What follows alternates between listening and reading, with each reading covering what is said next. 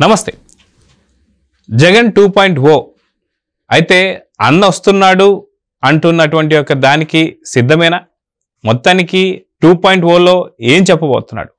మొత్తానికి 1.0లో తను సాధించినటువంటి ఒక ఘన విజయాల గురించి ఏది మాట్లాడకుండానే 2.0కి సిద్ధం అంటూనే ఈరోజు ప్రస్తుతం తాజాగా తను పెట్టిన ప్రెస్ మీట్లో ఎన్నో లెక్కలు మాట్లాడుతూ వస్తున్నారు. మొత్తానికి ఈ లెక్కలు మోడీ గారిని అవమానించినట్టేనా?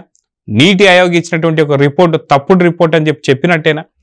బీహార్ కన్నా తక్కువ పొజిషన్లో మనం ఉన్నాం అనే దాన్ని తను సమర్థించడం లేదా? జగన్ ఇప్పటికీ కూడా నాదే పై చేయి అని చెప్పి అంటున్నాడా?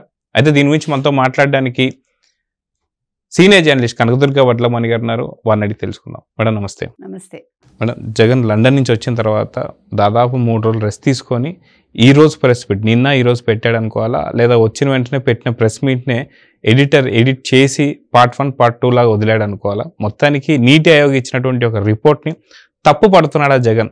అన్నిట్లో మేమే బేషు అని చెప్తున్నాడా? దీన్ని ఎలా చూడాలంటారు? భేష్ భేష్ రొమ్మ నన్నా ఇరుకని ఒక యాడ్ వచ్చేది నా చిన్నప్పుడు. అట్లాగా ఈయనది చాలా బాగుంది, ఈయన ప్రెస్ మీట్లు కూడా. కానీ మీరు లైవ్ అనుకుంటున్నారు, లైవ్ కాదు, సారీ.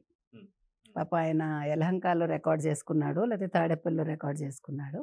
ఆ రికార్డ్ చేసుకున్నది కష్టపడి పాప ఎడిటర్స్ ముక్కలు ముక్కలుగా కట్ చేసి దాన్ని ఒక చోటకి చేర్చి 2 ప్రెస్ మీట్లు రిలీజ్ చేశారు. మరి ఇంకోటి కూడా ఏమైనా రిలీజ్ చేస్తారో మనకు తెలియదు. ఎందుకంటే ఇవి అదేదో జీడిపాకంలో సాగుతాయి కదా. అయితే గతంలో మనం చూసుకుంటే లోకేష్ గారి ప్రెస్ మీట్కి కావచ్చు, నారా చంద్రబాబు నాయుడు గారి ప్రెస్ మీట్కి కావచ్చు, పవన్ కళ్యాణ్ గారి ప్రెస్ మీట్కి కావచ్చు, అన్ని ఛానల్స్ వాళ్ళు వస్తారు, అన్ని కెమెరాలు ఉంటాయి, అన్ని మైకులు ఉంటాయి, ప్రెస్ మీట్ చెప్పాల్సిన చెప్తారు. ఒకవేళ ఏదైతే ఉన్న విలేకరులకి సమాధానం చెప్పాలంటే చెప్తారు, లేకపోతే వెళ్ళిపోతారు. కానీ ఇక్కడ ఎందుకని జగన్ ప్రభుత్వం అంటే హయాంలో ఉన్నప్పుడు, తన ప్రభుత్వం ఉన్నప్పుడు కూడా ఒకే కెమెరా, ఇప్పటికీ కూడా ఒకే కెమెరా? సో నిజంగా ఇది లైవ్ కాదనుకోవాలా? లైవ్ ఎక్కడుందండి మీకు? లైవ్ అలా ఉంటుందా? అంటే ఇప్పుడు నేను జర్నలిజంలో 30 ఏళ్ళుగా ఉన్నాను, మీరు ఉన్నారు. ఆ మాత్రం మనకి జ్ఞానం లేదా? అక్కడ లైవ్ అని వేసాడా సాక్షివాడు మీకు? అక్కడ కనిపించిందా? నాకైతే కనిపించలే లైవ్ అని. లైవ్ అని కింద ఇస్తాడు, ఊరికి ఇచ్చుకుంటాడు అంతే. పైన ఇస్తా, మామూలుగా లైవ్ అయితే పైన ఇవ్వాలి. నిజంగా లైవ్ అయితే మిగతా చాలా కెమెరాస్ కూడా ఉండాలి. లైవ్ అయితే పైన కనిపించాలి, బోల్డ్ కెమెరాస్ ఉంటాయి, కనీసం ఒక్క గ్లాన్స్ అయినా విలేకరులను చూపించాలి కదా. ఇక్కడ ఏది ఉండదు.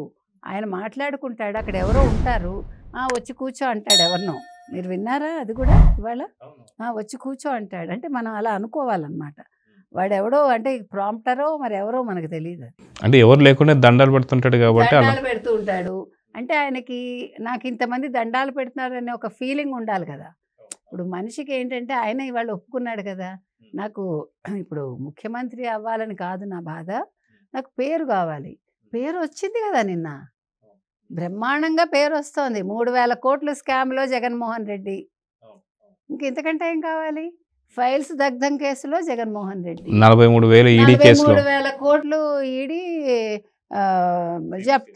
జప్తు చేసింది, సిట్ వేశారు. మరి ఇంతకంటే మీకు ఏం కావాలండి? ఇంతకంటే ఏం కావాలి మీకు?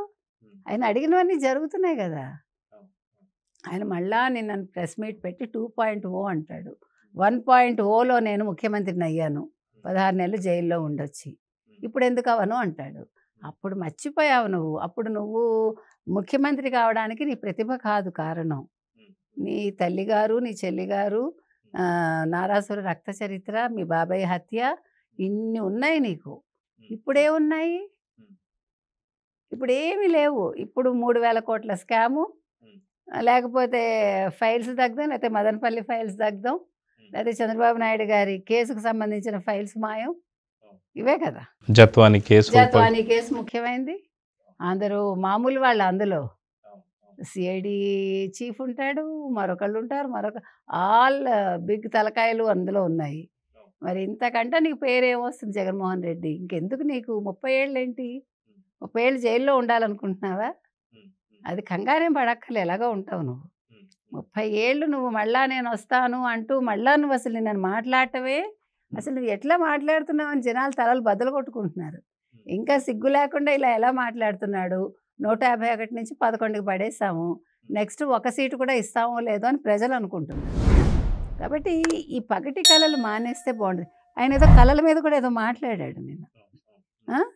ఇలాంటి కళలు వద్దమ్మా జగన్మోహన్ రెడ్డి, నీ ఒంటికి పనికిరాదు, మంచిది కాదు, మనం చెప్తున్నాం. అయితే గతంలో చూసాం నిన్న ప్రెస్ మీట్లో కూడా, ఈ రోజు జరిగినటువంటి ప్రెస్ మీట్లో కూడా ఆయన మాట్లాడుతున్నాడు, చాలా వరకు లెక్కలు చెప్తున్నాడు.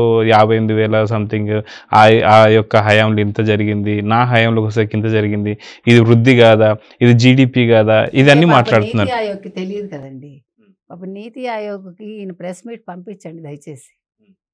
బీజేపీ వాళ్ళకు కూడా పంపించాలి, ఎందుకంటే 5 ఏళ్ళు ఈయనతో ఉన్నారు కదా, వాళ్ళకి ఇప్పటికైనా కొంచెం కళ్ళు తెరుచుకుంటాయేమో. ఎందుకంటే అసలు నీతి ఆయోగం తప్పు పట్టడం ఏంటండి, అసలు మెదడు మోకాల్లో ఉంది ఈయనకి. ఎవడు చెప్తున్నాడు ఆయనకు పక్కన కూర్చుని ఇలా మాట్లాడమని? అయితే ఆయన మాట్లాడే లెక్కలన్నీ కూడా కరెక్టే అనుకోవాలి. ఎందుకంటే దాదాపు 58,000 కోట్లు వాళ్ళ హయాంలో ఖర్చు పెట్టాం, మేము ఇది పెట్టాం, పోలవరంకి ఇది చేసాం, వాళ్ళు ఇంతే చేశారు. 15,000 కోట్లు ఇచ్చాము, ఖర్చు పెట్టలేదని వాళ్ళకి అప్పట్లో బీజేపీ కేంద్ర మంత్రి ఎన్నికల ముందు చెప్పాడు. వైజాగ్లో వెళ్ళి ఒకసారి రివైండ్ చేసుకుని చూసుకోమని.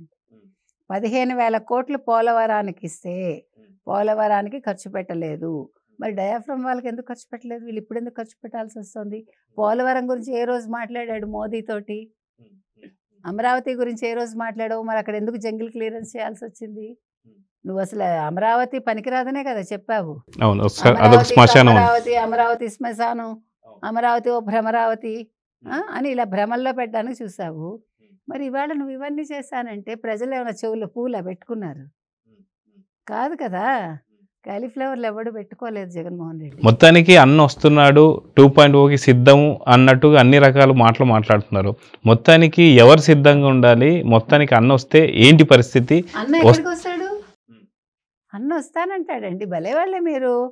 నేను ఇవాళ ఏదో స్టేట్మెంట్ ఇస్తాను, నేను వచ్చేస్తాను, మీరు ఎలా అనుకుంటారు? రేపు మళ్ళా దాన్ని పోస్ట్ పోన్ చేస్తాం మేము. మీకు ఎన్ని పోస్ట్ పోన్లు అయ్యాయి ఫీజు రియంబర్స్మెంట్ చెప్పండి? జనవరి నుంచి ఇప్పటి వరకు దాదాపు 4 పోస్ట్ పోన్లు.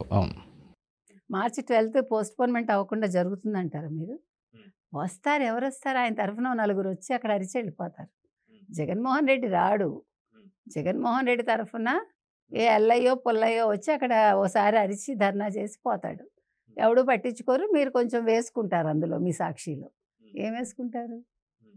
గతంలో వచ్చిన వాళ్ళ ఫోటోలు వేసుకుని దాన్ని ఏదో అట్లా మేనేజ్ చేసుకుంటారు మీరు గ్రీన్ మ్యాట్ మీద.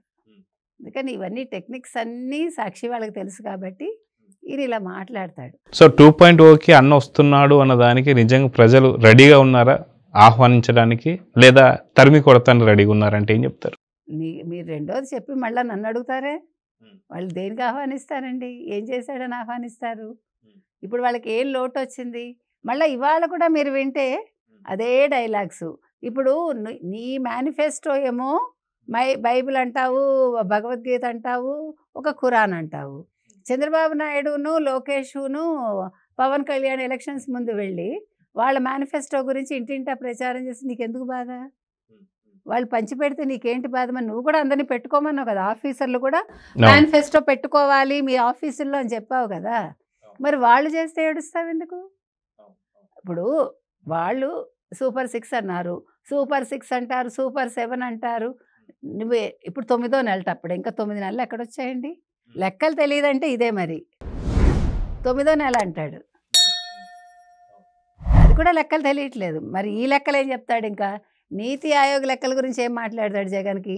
కొత్త పార్టీ వచ్చేంతకాలం అయిందో తెలియకపోతే అంటే నువ్వు కళ్ళు మూసుకునే ఉన్నావు, ఇంకా కళ్ళు తెరవలేదు, గుర్తుపెట్టుకోవాలి. గతంలో కూడా అన్నారు కళ్ళు మూసుకుంటే 5 ఏళ్ళు గడిచిపోతుంది. 4.5 ఏళ్ళు అవ్వలేదు కదా, అందుకని కళ్ళు తెరుచుకో, కంగారు పడకండి. అందుకని ఇవాళ వస్తానంటాడు, 30 ఏళ్ళు ముఖ్యమంత్రిని అంటాడు. పగటి కళలు ఇంకా ఏంటండి? ఆల్రెడీ నువ్వు 30 ఏళ్ళు అన్నావు. వద్దు జగన్, నువ్వు మూల కూర్చొని నేను ప్రజలు పంపించేశారు. మళ్ళా 30 ఏళ్ళు అంటావేంటి? 2.0 ఏంటి? 1.0లో ముఖ్యమంత్రి అయ్యావంటే నీకు ఎక్కడో సుడి తిరిగింది అయ్యావు. ఇప్పుడు 2.0 అంటే ఒకటేనండి, జైలే, ఇంకేమీ లేదు. 30 ఏళ్ళు చక్కగా జైల్లో ఉంటాడు. ఇప్పుడైతే చంద్రబాబు నాయుడు పెట్టించాడు కాబట్టి రాజమండ్రి జైలు అయితే బెస్ట్.